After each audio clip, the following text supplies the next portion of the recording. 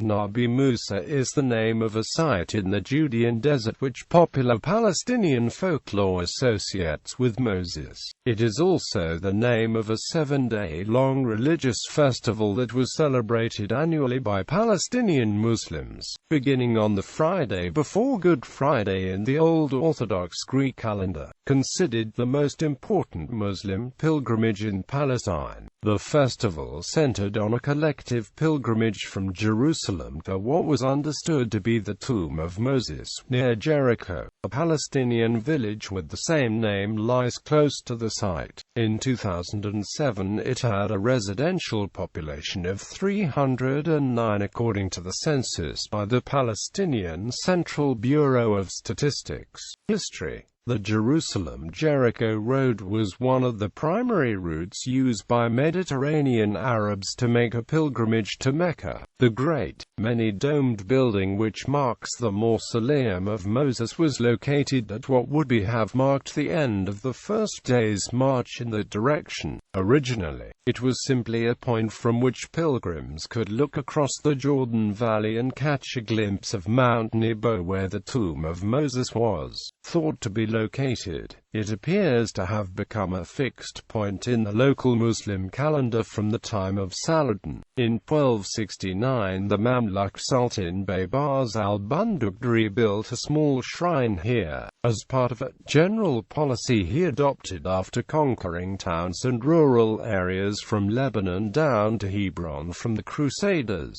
The shrines were mostly dedicated to biblical prophets and the companions of Muhammad, and the maintenance was funded by an awqaf, an endowment from properties that formerly belonged to the Latin Church. In the case of Nabi Musa, the Waqf fund was secured from ecclesiastical assets expropriated in nearby Jericho. Baybars al-Bundukdari's constructive piety set a precedent for others. Over the late medieval period, hostels for travelers were built on adjacent to the shrine, and the hospice in its present form was completed in the decade between 1470 and 1480.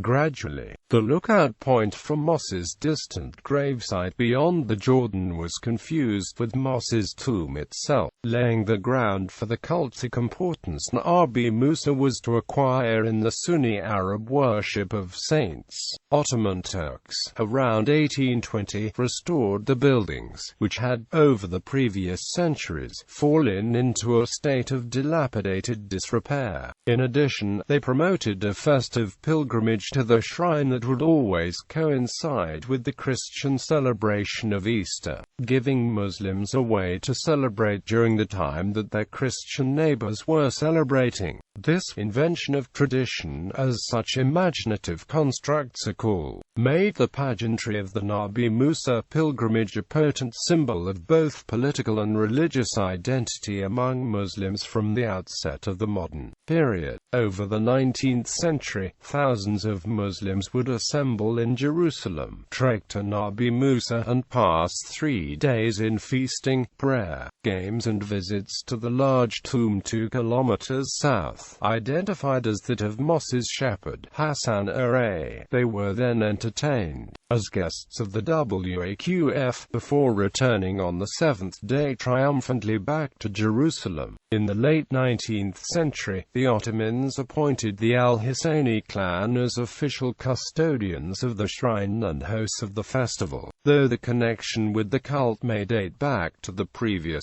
century. According to Yehoshua ben Arya, the governor of Jerusalem, Rauf Pasha, was the first to attempt to exploit the festival to incite Muslims against Christians. Ilan Pape offers a different view. It is more likely, however, that the governor and his government were rather apprehensive of such an anti-Christian uprising, as it could stir instability and disorder at a time when the central government was trying to pacify the empire. This had been indeed the impression of the engineer Claude Condé. The Hebrew paper Ha-Havalet at the time blessed the Ottoman government for imposing law and order in the Nabi Musa affair. The travelogues of Francis Newton testifies well to a peaceful execution of the ceremonies. Indeed, the Turkish government must have acted here against popular feelings, shared by the Husseinis as the masters of the ceremony, that Nabi Musa was celebrated in the most unfavorable conditions for the Muslims. It was the iron fist imposed by the Turks that prevented the situation from deteriorating into an all-out riot. The procession moved off from Jerusalem under a distinctive Nabi Musa banner which the Husseinis conserved for the annual occasion in the Dar al-Kabira. On arriving at the shrine, the al-Husseinis and another rising Jerusalem family of notables, the Yunis clan, were required to provide 2 meals a day of the week for all worshippers. Once the vows were taken, or vows previously taken were renewed, they were offered to the festival. The priestly family conducting events would provide about 12 lambs, together with rice, bread, and Arab butter, for a communal meal every day. Writing in the early 20th century, Samuel Curtis recorded that an estimated 15,000 people from all over the country attended the Nabi Musa festival every year. For some years from 1919, pilgrims made the trek back from Jericho to Jerusalem to the sound of English military music. The festival was suppressed when Jordan assumed administration over the West Bank in the aftermath of 1948 Arab-Israeli war, because of its symbolic value as a vehicle for potential expressions of political protest. Since 1995, control over the tomb of Nabi Musa has been allocated to the Palestinian National Authority, Al-Quds. He met on his journey to Palestine. Descriptions. The journalist Philip Perceval Graves, the brother of the poet and mythographer Robert Graves, gave a vivid description of the colorful re-entry of worshippers back from the countryside into Jerusalem as they passed through the Jaffa gates. As they entered the Old City, the enthusiasm of the crowds reached its highest intensity. Men with the set blank stare of extreme excitement danced round and round bareheaded, the long locks flying wildly as they revolved. Last came the green banner of Hebron, surrounded by a guard of 10 wiry swordsmen. Proudly they walked with their flag, until they came to where the narrow street of David plunges down into the labyrinth of the old city. For the last time they whirled their bright blades above their heads and disappeared into the shadows of the streets. A photo of one stage of the procession may be seen in George Aaron Barton's Years Wandering in Bible Lands, Ferris and Amp Leach, 1904p, in Letters from Jerusalem. During the Palestine Mandate, Eunice Holliday describes the procession to the tomb of Moses in a letter to her mother as follows: "The procession was the queerest thing I have ever seen, a more disorganized affair you could not imagine. But then that is typical of the country. The people came along in batches, just a crowd with banner of silk, of all colors.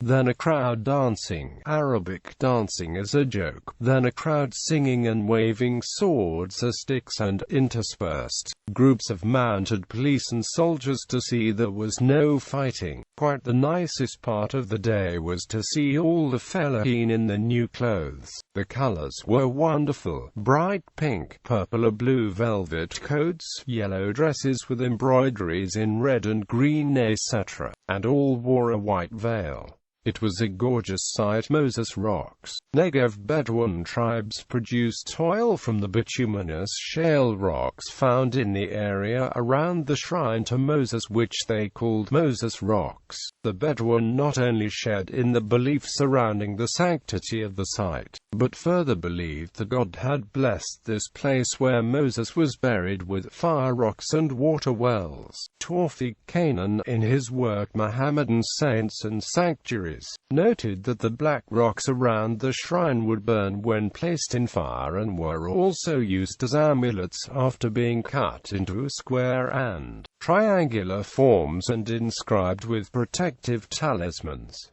Burial place. Muslims believe that the grave of Moses is located at Maqam el-Nabi Musa, which lies 11 kilometers south of Jericho and 20 kilometers east of Jerusalem in the Judean wilderness. A side road to the right of the main Jerusalem-Jericho road, about 2 kilometers beyond the sign indicating sea level, leads to the site. The Fatimid, Tayyabi and Dawudi Bohra sects also believe in the same. In contrast, the biblical book of Deuteronomy records that Moses was buried in the valley in the land of Moab opposite Beth Peor, and that no one knows the place of his burial to this day. Photo gallery.